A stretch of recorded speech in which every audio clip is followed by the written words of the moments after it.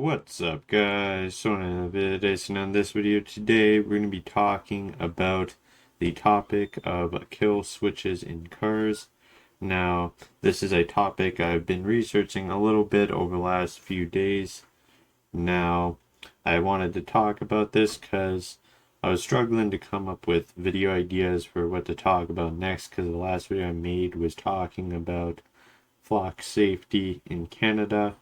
So today we're going to be talking about this newly emerging technology where essentially it will passively monitor the driver in a vehicle with like a built-in camera. Now, of course, this has created a lot of, very understandably, a lot of controversy with privacy and also just the risks of false positives. And if you don't know what I'm talking about, I'm basically talking about a piece of legislation that was introduced in the US in 2021 that would essentially mandate that built-in cameras would come into cars, essentially, that would passively monitor the driver with biometric systems that track the eyes. So I guess if you're driving like this, I know it looks stupid, but I guess if you did that, for example, then it would, if you looked like that, then it would probably flag that. And essentially what would happen at that point is it would stop the car. It can also, if you're looking away from the road, it could also detect that as well, which also could be a problem if you're looking in your rear view mirror, your side mirrors or whatever they're called, or anyway, which could be also a problem as well, which is why the technology has not been implemented, because of the potential for false positive, even if it's near 100%, not over 99%. That could still be millions of false positives, because of course there's millions of drivers in the US, and they drive not just once a year. Obviously they drive multiple times per day usually, and so it could very easily result in many false positives, even with a high accuracy rate, which is why it hasn't been implemented. It has already been implemented in the EU, but it's a bit different, because this one in the EU, it just simply gives you an annoying pop-up warning rather than shutting down your car. But in the US, because it would effectively stop your car entirely, then yeah, it needs to be fully accurate before they can actually deploy that, or also create major safety risks. Another thing as well is, of course, a concern of privacy as well. Now, I'm pretty passionate about this topic, of course, as you know, on the channel. Now, there is a lot of concerns with that, with how it's stored, because it doesn't necessarily say, it says that there has to be, the cars have to come with this technology, but it doesn't say who owns it or whatever, essentially, or at least in the US. In the EU, it's much more strict with their privacy laws, and it must stay local within the cars. But in the US, it's not fully clear, meaning a third party, like a company, whatever company that car is from, could potentially access that data. And obviously, I should clarify, with these built-in cameras, they don't record. They just simply just use biometric monitoring and whatnot. They don't save anything. They just monitor basically the video feed as you drive. So basically, your car, yes, is monitoring you. Or at least that's what's going to happen, or at least that's what they're trying to push. Currently, it still hasn't been implemented in the US yet. From my understanding, in Canada, of course, where I'm from, there haven't really been much talks about this, actually.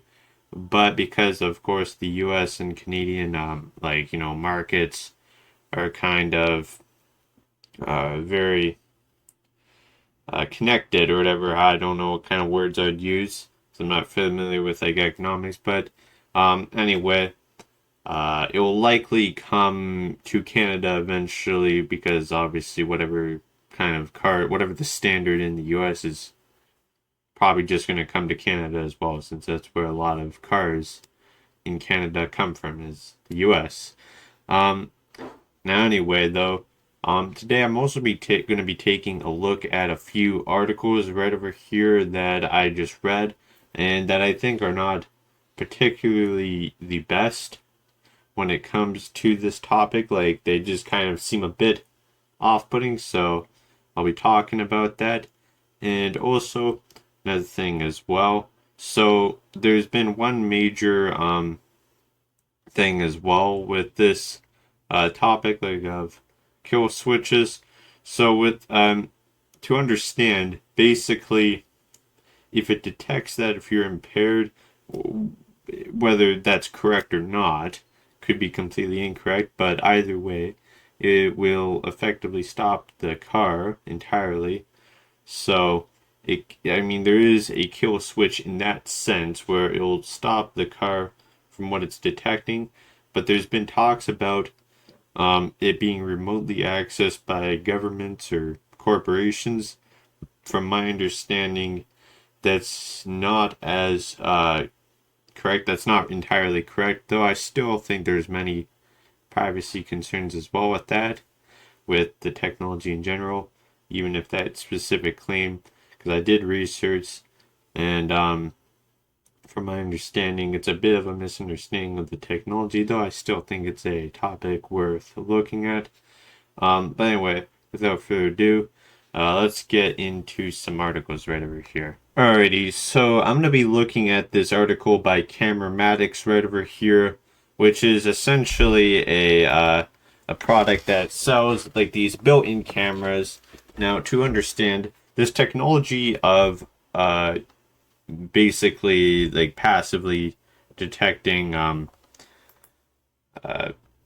if you're intoxicated or whatever, I don't know. This already exists and it does exist in the US, though as of right now it is more voluntary. So this is essentially I'm sorry if my webcam's covering some of it up, but I think it's probably fine. Anyway, of course, you just got regular dash cams, and then you got these kind of things, and then you also have, yeah, you have a bunch of like AI powered stuff.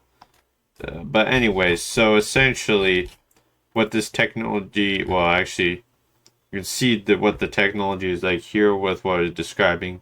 So it will effectively like detect your eyes, well, it detects your face, and then it detects your eyes. And then that's what it will monitor. So anyway, are driver-facing cameras an invasion of privacy? Driver monitoring systems can sometimes feel like a tricky balance between protection and privacy. In this blog, we explain exactly how driver monitoring technology work, address common concerns, and explore how innovation might keep drivers safe while eliminating the need for driver-facing cameras. Now it says while it says might, but anyway, like this first sentence right over here. Now it says it can sometimes feel like a tricky balance, but over here between protection and privacy, once again it creates like a false dilemma. Either you have safety or privacy. That is often, I'm not saying with this one specifically, but it's often a false dilemma they will create is do you want safety and security or do you want privacy? So anyway, that's often a false dilemma to basically force you into saying, actually I prefer safety, so I'll give up more of my privacy, when that's completely false. Now, once again, I'm just speaking in general, not necessarily this, but anyway, so I'm not going to read the whole thing. But anyway, driver monitoring systems often divide opinion. Understandably, some take issue with the very idea of pointing a camera at the driver, which has earned them the Big Brother label. However, the reality is that a driver monitoring system acts more like a guardian than a watchful eye. They are designed to prevent accidents, reduce costs, and more importantly, save lives.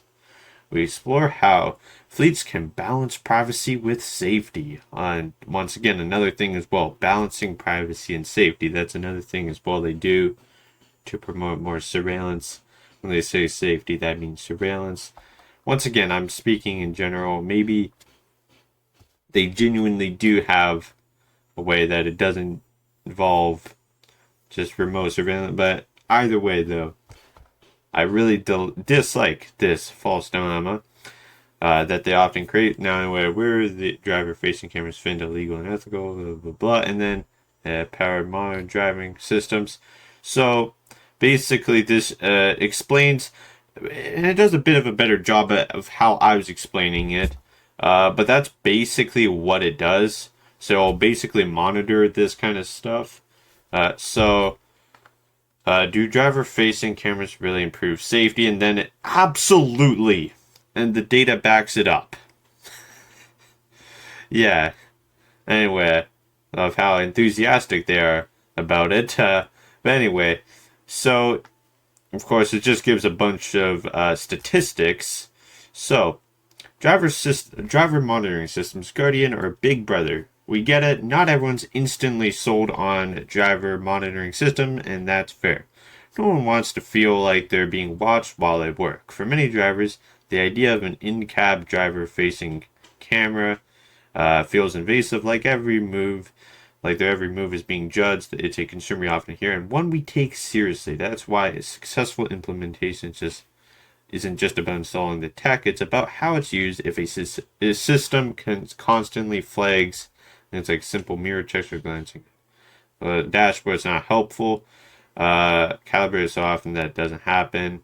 And then so this is section I really dislike right over here is this one. Now I'm kind of just reading the whole thing, even though I said I kind of wasn't. But yeah, it's just basically more examples of pictures. So, addressing driver privacy and trust. So, with the foundation in place, the next crucial step is addressing the concerns that drivers and fleets often have, namely privacy and trust.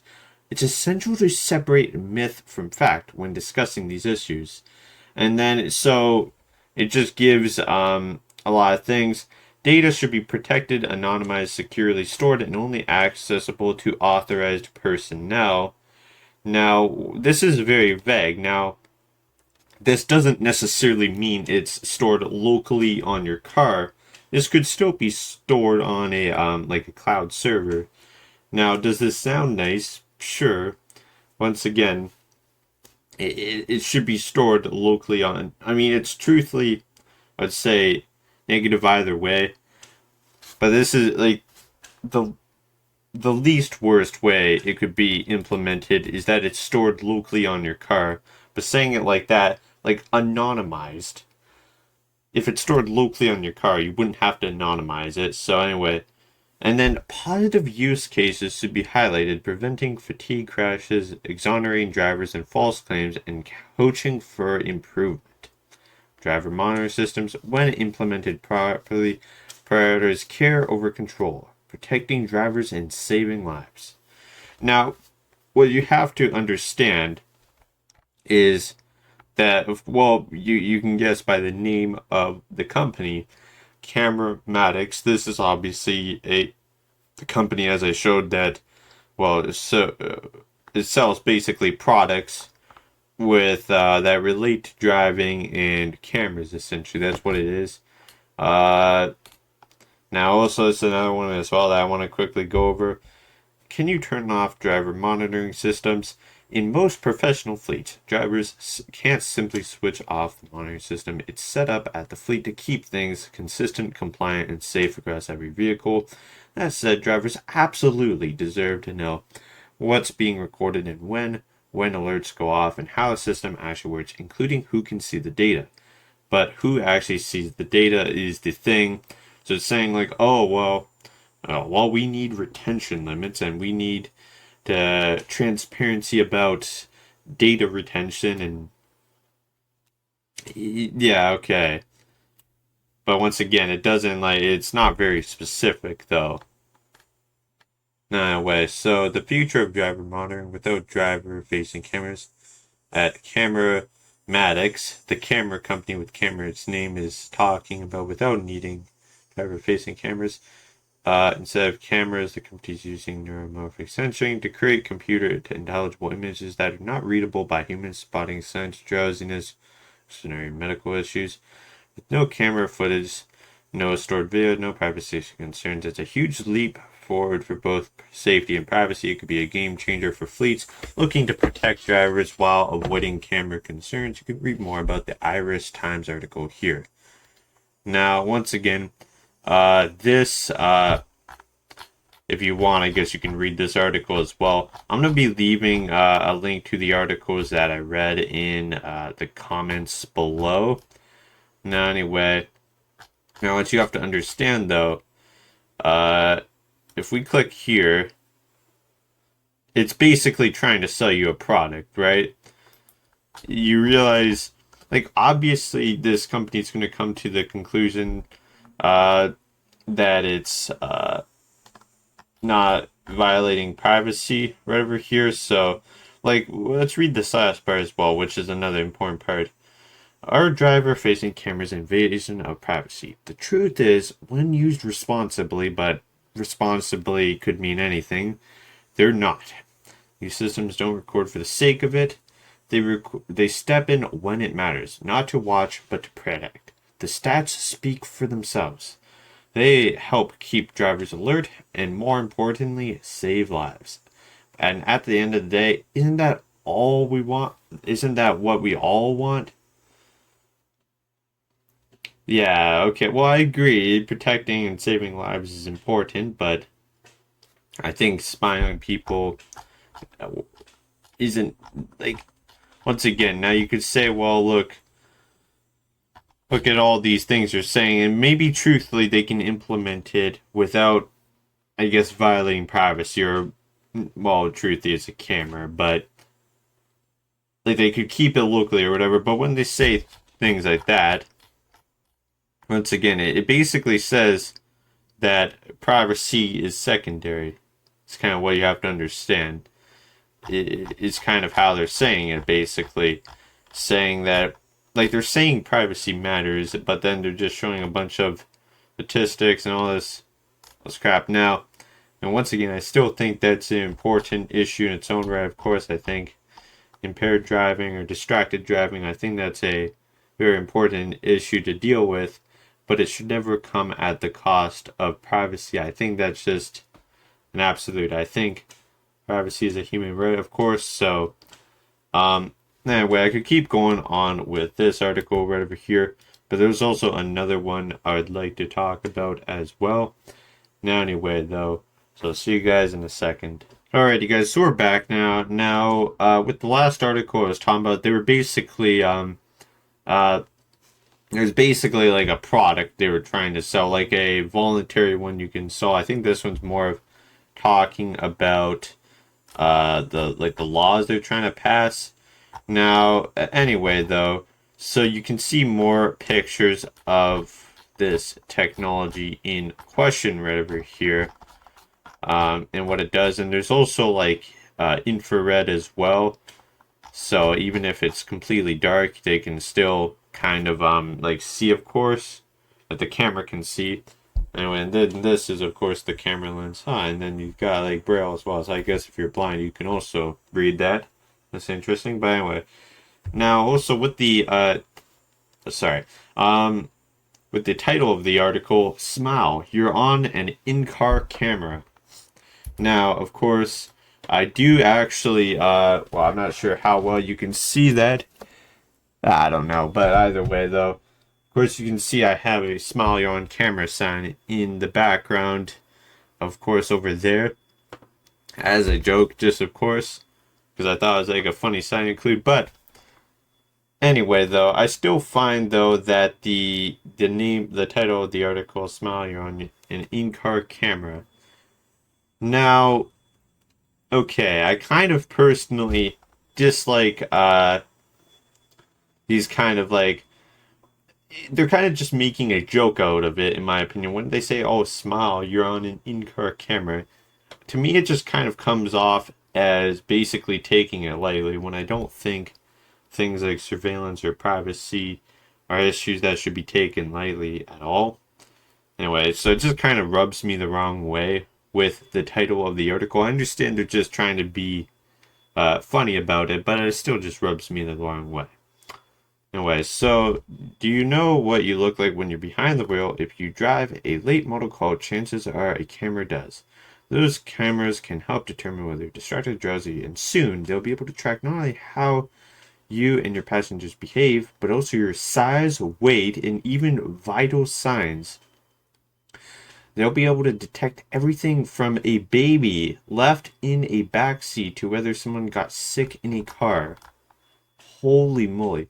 And Non-track pack that. yeah, and they're just playing. I don't need this. Yeah, it's just playing some video. I don't know what this is about, but it's just some random. Okay, I don't care. Anyway, so in-car cameras first started appearing in luxury vehicles 2 decades ago, but they're recently becoming to more commonplace, and they'll be soon mandatory in Europe. That's what it's talking about as well. And then it basically talks about the technology itself again.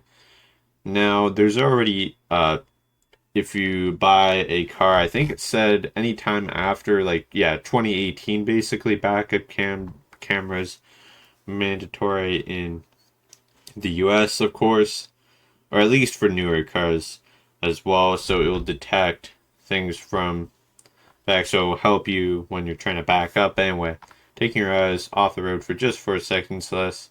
It takes a sender read a text message at 55 miles per hour as it comes to driving lengths at football field. As close, yeah. So just talking more about this feature. Now there is some things I'd like to talk about as well. Now it says capturing the entire interior, so it doesn't just capture of course it captured the entire car basically. Now Gentex's latest DMS technology integrates into a regular rear view mirror housing user cameras and infrared emitters designed to monitor the car's interior occupants. It's also uses so it just uses infrared. You know how a person is seated, their body pose, and what they're doing with their hands. And so a lot of advanced airbag systems have multi-stage deployment and knowing cars. Yeah, so it's just talking more about this product. Now it's talking about and this technology is still in research development, but emotions and health are a key part of where we're focused in the future. He said you're going to definitely see that starting to come into cars as we have more sensing capabilities in the cabin. So essentially these cameras in the future as well. Once again, as of right now, from what I heard, a lot of people are talking about 2027 is the target window for this technology, though I heard because, of course, with delays of making sure the technology is fully accurate because it will shut down your car. That's why it currently hasn't come to the US. Been forced yet. But from what it's saying, they're basically just saying, we're going to track emotions. We're going to track your emotions while you're in your car. Now, this is another very funny section I just read that I want to read to you guys. In-car selfies and driver monitoring when there's no driver. Automakers are just starting to fully explore the capabilities of DMS technology. Dyflor said one of the use cases Apple CarPlay and Android Auto include apps for Zoom and Teams for audio calls, and there's interest in adding features such as video conferencing to vehicles with automated driving systems. and they're using this technology to track and blur the rest of the vehicle. So a bunch of very complex AI stuff. And then Brackenberry added that DMS also allows for having some fun and convenience and not just regulatory stuff. For example, he said in China, the in-car selfie is a thing. They're crazy about posting what's going inside their car in the social media feed. He said, many Chinese cars have a button on the steering wheel that basically takes a selfie of what's going on in the cabin and sends it to a WeChat feed. Now, if you know anything about WeChat, and not a conspiracy theory, this is literally just how it works, you realize it is monitored by the Chinese government. You do realize that. So, saying sends it to a WeChat feed. Now, whether the CCP is actively monitoring like a person, actively monitoring every chat, not necessarily. But you realize that the Chinese government can basically just access all of this. You do realize that. So I personally find it saying, I think it just once again takes, like, especially when they give examples like this, talking about China, I think it just takes the issue like very lightly. Anyway, saying a bunch of other things. Even smell for things when there's isn't a driver in a vehicle. It's saying chemical sensing for robo taxis. Yeah, so it's also just a lot of.